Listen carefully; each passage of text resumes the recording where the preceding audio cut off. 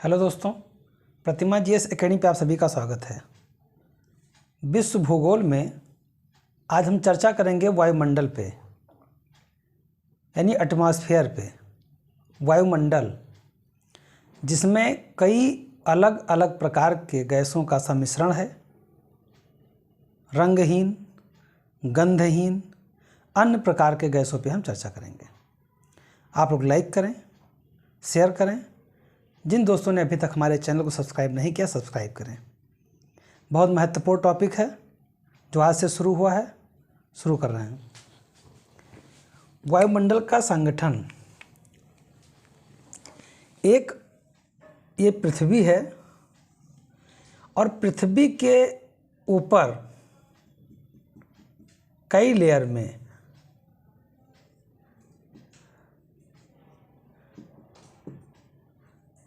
वायुमंडल पाया जाता है। ये पृथ्वी है,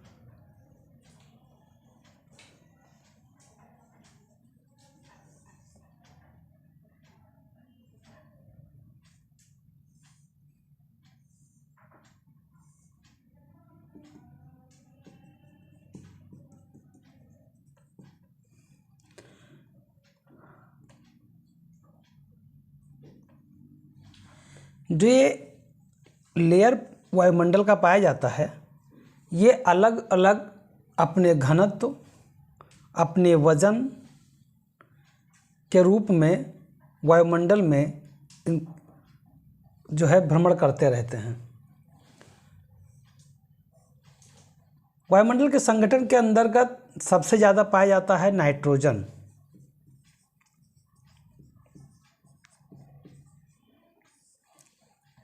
वायुमंडल के समस्त गैसों में नाइट्रोजन का जो भाग होता है वो लगभग 78% के आसपास पाया जाता है।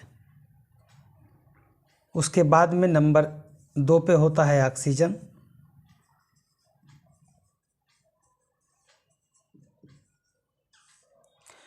ये लगभग 21% के आसपास पाया जाता है। नंबर 3 पे है आर्गन। ये 0.93% के रूप में पाया जाता है। नंबर 4 पे है कार्बन डाइऑक्साइड।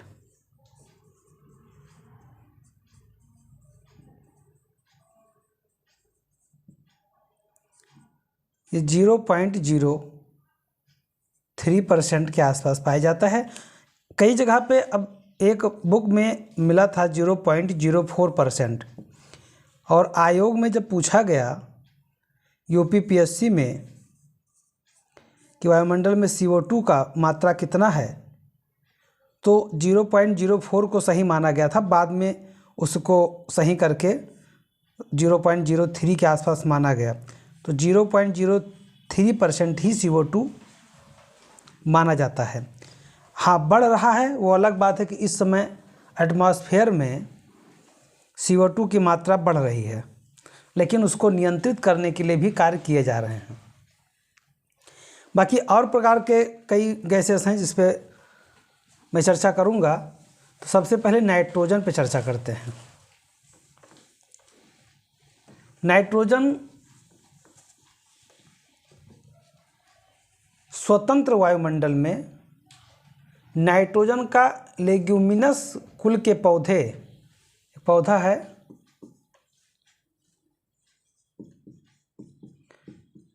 लेगुमिनस कुल का पौधा,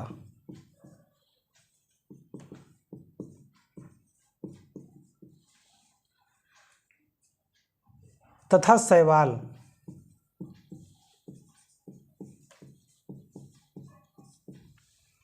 ये प्रजातियां मृदा में स्थिरीकरण करके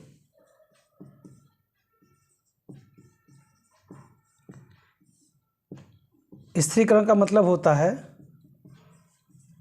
नाइट्रोजन फिक्सेशन करके नाइट्रोजन का उपयोग करते हैं। देखिए, कई बार जब आप देखते हैं कि नाइट्रोजन जहाँ पे कम होता है, अगर कोई वृक्ष लगा और पत्ती ऐसे है और एकदम मुट्ठा, जिसे कोई ऐसे मुट्ठा बांध कर ले, कई बार पत्तियां ऐसे मुट्ठा में बंद होती हैं तो उसमें कीड़े मरे होते हैं। तो जहाँ पे नाइट्रोजन की कमी होती है तो नाइट्रोजन को इसी तरह से पत्तियां ऑब्जर्व कर लेती हैं। यानी पूरे वायुमंडल में नाइट्रोजन की जो मात्रा है वो लगभग 78% के आसपास में है। और नाइट्रोजन फिक्सेशन जो किया जाता है वो लेम्यूनस कुल के पौधे और शैवाल के द्वारा नाइट्रोजन फिक्सेशन किया जाता है। दूसरा सर्वाधिक महत्वपूर्ण गैस है ऑक्सीजन। देखिए, किसी भी इंसान के शरीर में सबसे ज़्यादा ऑक्सीजन पाया जाता है,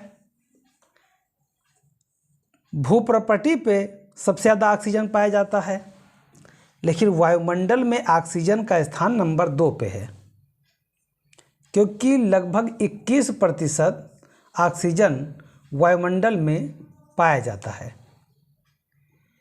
ऑक्सीजन, अगर कोई हरा पौधा है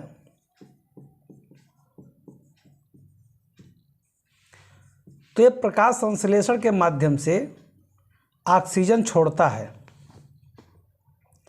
और CO2 ले लेता है। एक चक्र होता है।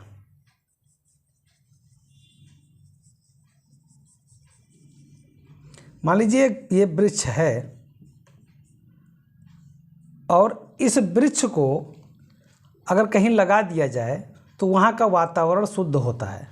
जैसे पीपल का पेड़ है, पीपल का पेड़, बरगद का पेड़, ये सर्वाधिक ऑक्सीजन देने वाले वृक्ष होते हैं।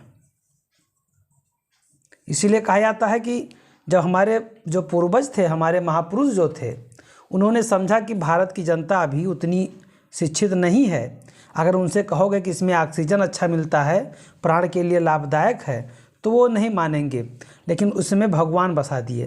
पीपल में ब्रह्म रहते हैं, बरगद में पता नहीं कौन भगवान रहते हैं, ऐसा बता गए तो लोग काटना बंद कर दिए। लेकिन वो ये समझाने में नहीं आगे आए कि वैज्ञानिक विधि से समझाया जाए। और पीपल का पेड़ या बरगद का पेड़ जहाँ लगा होता है वहाँ का वातावरण बड़ा शुद्ध माना जाता है। नीम का पेड़ लगा हो, नीम के पेड़ से तो बैक्टीरिया नहीं आते हैं, नीम का पेड़ तो होना ही चाहिए। मतलब कि अगर हमें ऑक्सीजन से फ़ायदा हो रहा है तो हमें ऑक्सीजन के जो स्रोत हैं उसको बना के रखना चाहिए। और जितने ऑक्सीजन के प्राप्त होने के स्रोत होंगे, यानी हरे वृक्ष ज़्यादा होंगे, उतना ही हमारा ग्लोबल वार्मिंग कम होगा, यानी CO2 का उत्पादन कम होगा और पर्यावरण हमारे लिए लाभदायक होगा। यानी ऑक्सीजन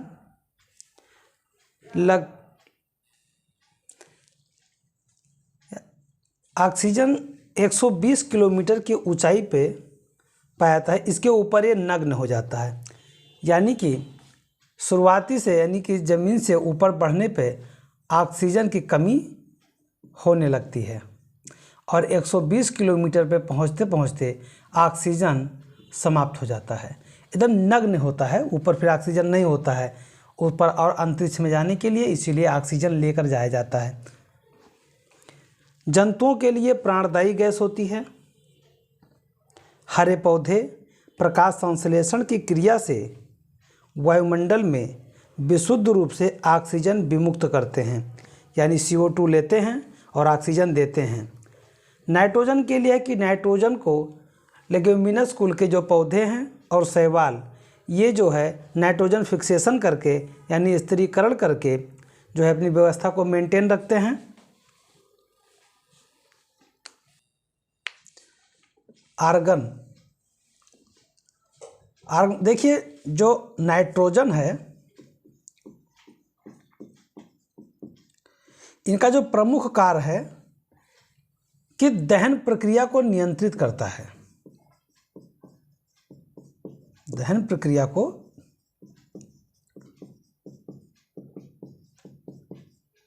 नियंत्रित करता है। कहा था कि यदि नाइट्रोजन गैस नहीं होता तो आगजनी की घटना रुकती नहीं और इतना आगजनी होता कि हर कोई जल के राख हो जाता। वहीं ऑक्सीजन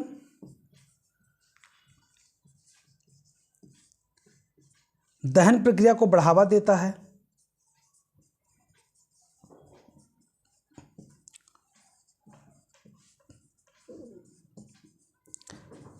बढ़ावा देता है। यानी नाइट्रोजन जो है वो दहन प्रक्रिया को नियंत्रित करता है और ऑक्सीजन दहन प्रक्रिया को बढ़ावा देता है, यानी कि जलने में ऑक्सीजन का बहुत बड़ा योगदान होता है। अगला गैस है आर्गन गैस। आर्गन गैस एक सक्रिय गैस है और यह रेडियोजनी स्रोत से प्राप्त होता है। इसके अतिरिक्त देखिए आर्गन का तीसरा सबसे बड़ा गैस है ये, जो तीसरा नाइट्रोजन, ऑक्सीजन, इसके बाद में जो आर्गन है इसका स्थान आता है, यानी नंबर 1, नंबर 2, नंबर 3 वायुमंडल का तीसरा सर्वाधिक जो है मात्रा में जो गैस है वो आर्गन गैस है। 0.93% इनका योगदान है वायुमंडल में। इसके अतिरिक्त हीलियम,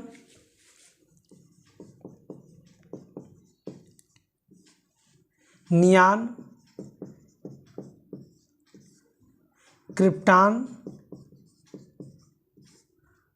जीनान, ये अक्रिय गैस हैं। ये अक्रिय गैस हैं और ये अल्प मात्रा में मौजूद है वायुमंडल में। वायुमंडल में अल्प मात्रा में मौजूद हैं। तो आर्गन के साथ साथ आर्गन एक सक्रिय गैस है, ध्यान रहे, ये सक्रिय गैस है। और बाकी जो हीलियम है, नियान है, क्रिप्टॉन है, जीनान है, ये सब क्या हैं? अक्रिय गैस हैं। अक्रिय गैस हैं और ये अल्प मात्रा में वायुमंडल में मौजूद रहते हैं। अब जो नंबर पे अगर देखा जाए तो 4 नंबर पे आता है कार्बन डाइऑक्साइड, लेकिन इसका जो प्रभाव है ये बहुत घातक है। ये ग्रीन हाउस गैस बनाता है। पहले आप ये समझ लें कि ग्रीन हाउस गैस होता क्या है।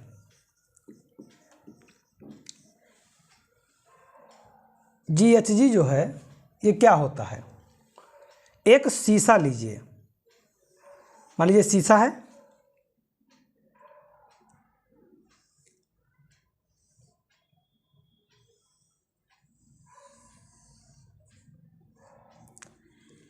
और इस शीशे को इधर से भी बंद कर दीजिए, इधर से बंद कर दीजिए और किसी व्यक्ति को अंदर बंद कर दीजिए, तो देखेगा कोई कि बाहर से जो गैस है वो अंदर का जो गैस है वो बाहर नहीं जा पा रहा है और उमस होने लगती है। उमस लगता है कि एकदम से दब जाएंगे, प्रेशर होने लगता है। उसी को ग्रीन हाउस गैस कहा जाता है। कि मतलब टेम्परेचर को इतना अंदर बढ़ा देता है, शीशे के ऑफिस में बैठ करके यदि AC न चल रहा हो गर्मी में तो आदमी रुक नहीं पाता है। तो ग्रीन हाउस गैस का प्रभाव होता है कि नहीं रुक पाता है। CO2 का मात्रा 0.03% है वायुमंडल में। जब औद्योगिकरण नहीं हुआ था, पहले से तो ये जान लीजिए कि CO2 जो है ये भारी गैस है। ये भारी गैस है। माना जाता है वायुमंडल में अधिकतम 90 किलोमीटर जाते जाते समाप्त हो जाता है।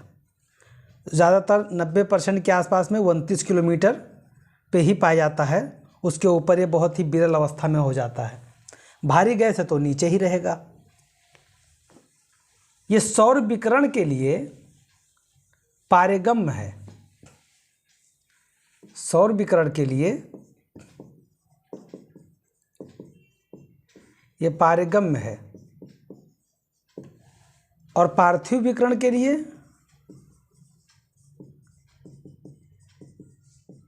अपारगम्य है। अब ये है क्या? पारगम्य अपारगम्य। ये एक लेयर होता है जिसे मंडल हैं, वो मैं बताऊंगा अभी। मान लीजिए, चलिए एक बॉर्डर ये मान लीजिए है वायुमंडल का। तो जो सूर्य है, ये सूर्य से प्रकाश आएगा तो ये आने देगा CO2 जो सूर्य का प्रकाश आएगा उसे आने देगा। इसे कहते हैं सौर विकिरण, मतलब पारगम्य है, मतलब आने देगा।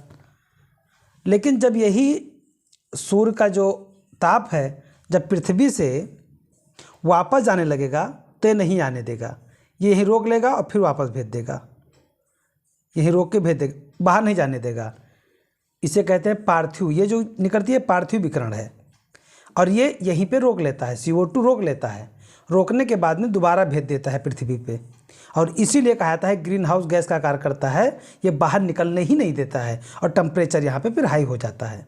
उसीलिए कहा जाता है कि टेम्परेचर बढ़ गया। तो CO2 सौर विकिरण के लिए पारगम्य है, पार्थिव विकिरण के लिए अपारगम्य है। अब CO2 का प्रभाव कहाँ पे होता है? प्रकाश संश्लेषण के लिए CO2 का होना बहुत आवश्यक है। भाई वृक्ष को क्या चाहिए? जैसे इंसान के लिए यानी जंतुओं के लिए ऑक्सीजन आवश्यक है, उसी तरह पादप के लिए मतलब पेड़ के लिए CO2 आवश्यक है। हमारे लिए ऑक्सीजन सब कुछ है तो पौधों के लिए CO2 सब कुछ है। लेकिन अत्य हो जाए तो क्या होगा? अत्य हो जाए तब भी पेड़ को तो चाहिए कार्बन डाइऑक्साइड, और उसके लिए अच्छा दोनों में कार्बन न्यूट्रल कैसे बोला जाता है? जब कहते हैं कि भाई मैं अपने देश को कार्बन न्यूट्रल बनाना चाहता हूँ, तो जितना CO2 उत्पादित हो उतना पेड़ अवशोषित कर ले, और जितना ऑक्सीजन की आवश्यकता हो उतना पेड़ दे दे, और जंतु क्या करें? उतना ही CO2 छोड़ें जितना कि यहाँ पे हो, एक सर्किल बना रहे, ना प्लस हो ना माइनस हो, यानी कि plus minus is equal to 0। तो बोला जाएगा कि इसे हम कार्बन न्यूट्रल के रूप में देखेंगे। तो CO2 क्या करता है? CO2 ग्रीन हाउस गैस का आधार बनाता है। अब एक है ओजोन लेयर।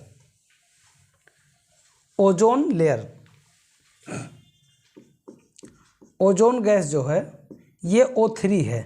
अब O2 A3 में क्या है? देखिए, ऑक्सीजन के लिए ऑक्सीजन होता है O2, मतलब ऑक्सीजन के 2 अणु बनते हैं, तो 2 अणु को जोड़ दिया गया तो ये हो गया O2, ये हो गया आपका ऑक्सीजन।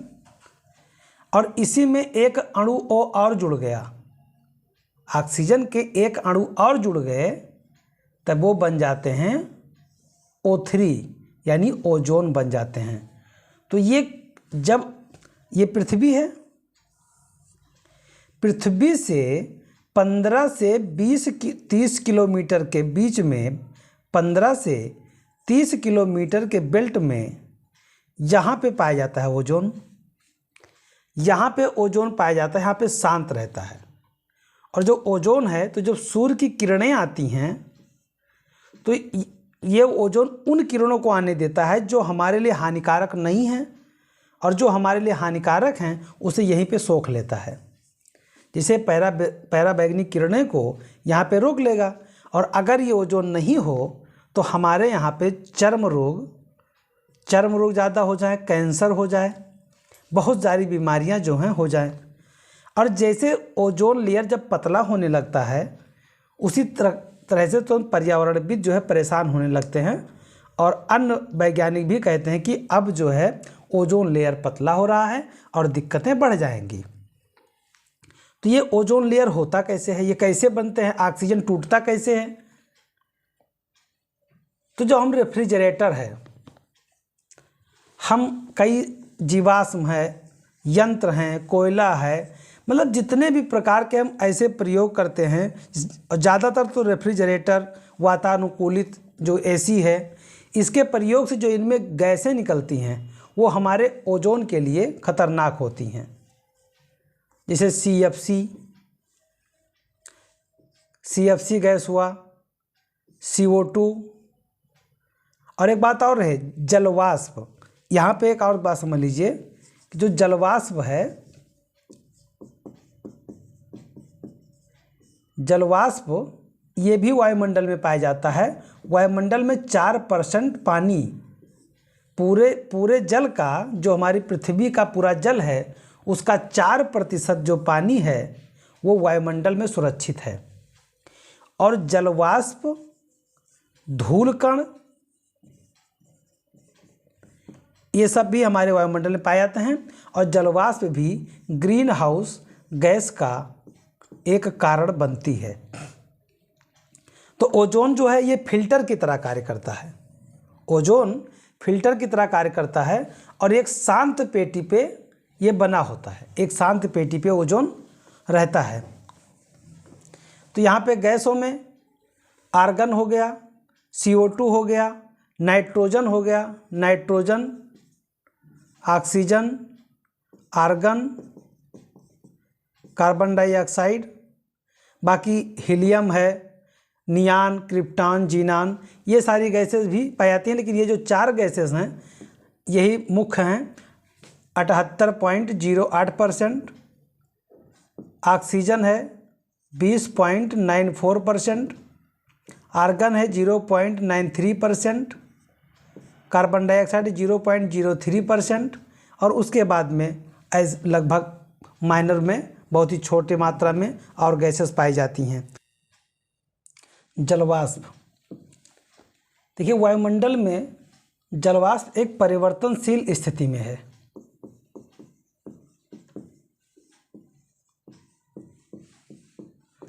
स्थिति में है जैसे जब संघनन होता है, संघनन में मतलब हो कि जब वायु संतृप्त हो जाए, संतृप्त हो जाए, और जब संतृप्त हो जाएगा वायु तो संघनन हो करके फिर क्या होगा, बारिश होगा। लेकिन अगर वायु की स्थिति में देखिए जलवाष्प भी है ऐसा कि ये ठोस, द्रव्य, गैस, ये तीनों अवस्था में पाया जाता है। यानी ज़्यादा हिम हुआ, ज़्यादा ठंडक का समय हुआ तो क्या हुआ कि ओले पड़ने लगे, यानी कि बूंद पे बूंद ऊपर पड़ता चला जाएगा और फिर वो जम जाएगा, तो वो फिर बर्फ़ की तरह, तो लोग कहते हैं बर्फ़ की बारिश हो रही है, तो वो ठोस अवस्था में परिवर्तित हो जाता है। यानी कि यह जलवाष्प एक ऐसा गैस है कि समय के साथ साथ ये बदलता रहता है। जैसे विषुवत रेखा से ध्रुवों की ओर बढ़ता है, जब जलवाष्प विषुवत रेखा से ध्रुवों की ओर बढ़ता जाएगा तो उसकी मात्रा कम होती जाएगी। पृथ्वी है, ये विषुवत रेखा है, इधर ध्रुव, इधर नॉर्थ पोल और साउथ पोल, यानी कि दक्षिण ध्रुव, उत्तरी ध्रुव। अब जैसे जैसे ये अक्षांश की तरफ बढ़ते जाएंगे ऊपर, तो यहाँ पे क्या होगा कि जलवाष्प की मात्रा कम होती जाएगी। जलवाष्प की मात्रा कम होती जाएगी, यानी सर्वाधिक जलवाष्प कहाँ पाया जाएगा, विषुवत रेखा से आसपास। और यहाँ पे क्या होता है, संवहनी वर्षा होती है, बारिश उठा, गैस ऊपर गया, फिर यहाँ पे मर रहा है और फिर बारिश हो गया, तो ये रोज़ वहाँ पे बारिश होगा। यानी जलवाष्प की स्थिति ध्रुवों की ओर कम होगी और विषुवत रेखा पे ज़्यादा होगी। सूर्य से निकलने वाले ताप के कुछ भाग को अवशोषित कर लेता है और पृथ्वी से निकलने वाले ताप को संग्रहित कर लेता है। यानी वही स्थिति ग्रीन हाउस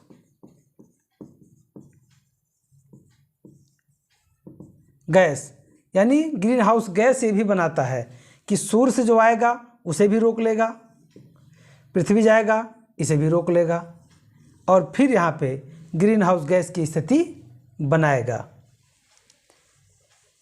जलवाष्प वायु को स्थिर और अस्थिर करने में भी योगदान देता है। ठोस, द्रव्य, गैस तीनों अवस्थाओं में मिलता है। वायुमंडल में देखिए कुल आयतन का तो 4%, आयतन का 4%, लेकिन टोटल जलमंडल का 0.035% जल वायुमंडल में होता है, वहीं पे ये सुरक्षित हैं। धूलकण, अब देखिए जब धूलकण है, जहाँ पे शुष्क होगा जगह, वहाँ पे जब हवाएं चलेंगी तो धूल उड़ेगा और पार्टिकल्स वायुमंडल में हमेशा रहेंगे। और जो पार्टिकल्स होते हैं वायुमंडल में, ये दो कार्य करते हैं। मान लीजिए कि ये धूलकण है, तो इसका एक पार्ट हम ले लेते हैं समझाने के लिए। अब ये कण है, वायुमंडल में तैर रहा है। ऊपर से जब सूर्य की किरणें आईं तो इस पे पड़ी और चमकी और फिर रिफ्लेक्ट हो गई। जब ऊष्मा बजट पढ़ाएंगे तो ऊष्मा बजट में ये आपको समझ में अच्छे से आएगा कि कैसे अल्बिडो किस तरह से परिवर्तित हो जाता है। तो यहाँ से वापस हो गए, एक काम तो हो गया सूर्य की किरणों को परावर्तित करना। दूसरा काम क्या है धूलकण का? मान लीजिए एक यही है कण वायुमंडल में तैर रहा है। अब इस पे क्या हुआ कि एक परत पानी की चढ़ा। अब इस पे पानी का परत चढ़ा, धीरे धीरे क्या हुआ कि एक बादल बन गया, बादल का निर्माण हुआ। अब जब बादल का निर्माण हुआ तब यहाँ पे संघनन क्रिया इस तरह से बनेगा, फिर बारिश होगा। चमकना, जैसे धूलकण वायुमंडल में संवहनीय वायु प्रवाह से काफ़ी ऊंचाई तक प्राप्त होते हैं। ज़्यादातर ये क्षोभमंडल में पाए जाते हैं। अब देखिए जैसे एक ऐसा हवा चला, मान लीजिए, तो हवा चलता है, सब कुछ लेकर चलता है, मिट्टी उट्टी सब उड़ा ले जाता है और बहुत ऊंचाई तक निकल जाते हैं। क्षोभमंडल ये पृथ्वी है। पृथ्वी के ऊपर पहला जो लेयर होता है ये क्षोभमंडल का होता है। इसकी अधिकतम ऊंचाई जो होता है 18 किलोमीटर होता है। विषुवत रेखा पे 18 किलोमीटर होता है, ध्रुव पर 8 किलोमीटर का होता है। ध्रुव पर 8 किलोमीटर तक का ऊंचाई, और इसी में सारी क्रियाएं होती हैं। बारिश होना, बादल बनना, जितनी कुछ क्रियाएं हैं सब क्षोभमंडल में ही होता है। क्षोभमंडल में ट्रोपोस्फियर, यानी कि क्षोभमंडल में सारी क्रियाएं होती हैं। तो जब धूल पृथ्वी से उड़े गया तो ज़्यादातर क्षोभमंडल के इसी तक बनेगा। यहीं पे बादल बनना, संघनन होना, वायुमंडल की प्रतिक्रियाएं देना, क्रिया करना, सारे कुछ गतिविधियां यहीं पे होंगी। धूल कण के जमाव विषुवतीय और ध्रुवीय प्रदेशों की अपेक्षा, ध्यान रहे, उपोष्ण और शीतोष्ण प्रदेशों में अधिक होती हैं। क्यों होती हैं? शुष्क हवा के कारण। अब ये कैसा हुआ देखिए,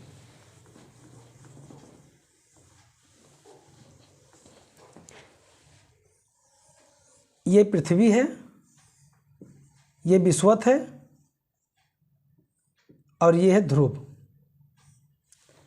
और ये लेयर ये हुआ उपोष्ण,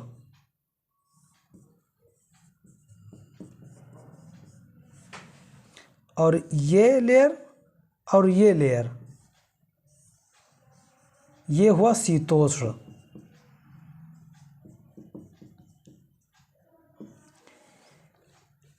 तो कहा जा रहा है कि जो धूल कण हैं वो यहाँ पे ज़्यादा नहीं होंगे, यहाँ पे ज़्यादा नहीं होंगे, वो यहाँ पे ज़्यादा होंगे, इस बेल्ट पे ज़्यादा होंगे। क्यों होंगे? क्योंकि यहाँ पे क्या होता है, विषुवत पे तो संवहनीय वर्षा होती रहती है, तो यहाँ पे तो भाई जब धूल शुष्क होगा, धूल धूल की तरह होगा तब तो उड़ेगा, और ये उपोष्ण और शीतोष्ण के पास ज़्यादा रहता है। और यहाँ पे जब शुष्क हवा का मतलब हुआ कि उसमें जलवाष्प की मात्रा नग्न होता है। जब शुष्क हवा चलेगा तो धूल उड़ेगी, आंधी चलेगी धूल भरी, और वो धूल बहुत ऊंचाई तक चला जाएगा। तो जब ऊंचाई तक जाएगा तो इसीलिए कहा गया है कि जो धूल कण का प्रभाव है वो विषुवत पे ज़्यादा नहीं है, ध्रुव पे नहीं है, वो शीतोष्ण और उपोष्ण और शीतोष्ण में अधिकता के कारण पाया जाता है। ये लाइन आपके लिए बहुत इंपॉर्टेंट है। धूल कण प्रायः सूर्यातप को रोकने और उसे परावर्तित करने के लिए कार्य करता है। जैसा कि मैंने अभी पहले बताया आपको कि एक पार्टिकल्स है और जब सूर्य की किरणें उस पर पड़ती हैं तो रिफ्लेक्ट हो जाती हैं। मान लीजिए कि ये कण है, सूर्य की किरणें पड़ी, चमकी, वापस हो गई, तो वही कह रहा है कि सूर्यातप को रोकने के लिए यहीं पे रुक गया, आने ही नहीं दिया, और उसे परावर्तित करने के लिए यानी उसे वापस भेज दिया। इधर तो आ रहा था, यहाँ टकराया और यहीं वापस हो गया, यानी पृथ्वी पर नहीं आने दिया। और यह सूर्योदय और सूर्यास्त के समय प्रकाश के प्रकीर्णन के द्वारा आकाश में लाल और नारंगी रंग के धारियों का निर्माण करते हैं। जब ये सूर्योदय होता है या सूर्यास्त होता है तब इनमें चमक होती है, ये लाल या नारंगी रंग के चमक की भांति होते हैं। धूल कण और नमक के कण, देखिए ऊपर नमक के कण भी पाए जाते हैं वायुमंडल में, तो कहा जाता है कि धूल कण और नमक के कण ये क्या है, ये आर्द्रताग्राही हैं। आर्द्रताग्राही का मतलब ये पानी को संचित करते हैं, इनके अंदर आर्द्रता होती है, ये नम हो जाते हैं, पानी इनके अंदर समा जाता है, इसलिए कहते हैं आर्द्रताग्राही हैं। और आर्द्रताग्राही मतलब एक कण है, इसके ऊपर पानी चढ़ गया, और ज़्यादा अगर जो है हिमानी हो गया, ठंडा मौसम होते हैं, बर्फ़ बन गए, और नहीं तो बारिश संघनन बना करके, बादल बना करके बारिश कर देते हैं। तो इसीलिए कहा था कि ये आर्द्रताग्राही हैं। ये प्रश्न कई बार आया है, यूपीएससी में भी आया है और यूपीपीएससी में आया है, अदर स्टेट एग्जाम में भी आ चुका है। तो नमक के कण और धूल कण ये आर्द्रताग्राही में शामिल होते हैं। धूल कण एवं नमक के कण आर्द्रताग्राही केंद्र की तरह कार्य करते हैं, जिनके चारों ओर जलवाष्प के संघनन से बादलों का निर्माण होता है, वर्षा होता है, कोहरा बनता है, धुंध होता है आदि इन्हीं के प्रतिफल से होता है। मतलब यहाँ पे एक कण है, इसके ऊपर अगर आर्द्रताग्राही यानी कि ये केंद्र में बीच में ऊपर से पानी चढ़ गया इसके ऊपर, तो ये बूंद में यानी संतृप्त वायु की तरह हुए तो बारिश करा दिए, नहीं तो कोहरा पड़ गया। बहुत ज़्यादा पार्टिकल्स जब होते हैं तो कोहरा तभी होता है, कोहरा पड़ गया या ओले गिरने लगे, धुंध हो गया, तो ये सब कारण जो है धूलकण के वजह से होता है। तो दोस्तों मैं अपने क्लास को यहीं पे समाप्त करता हूँ। धन्यवाद। जय हिंद, जय भारत।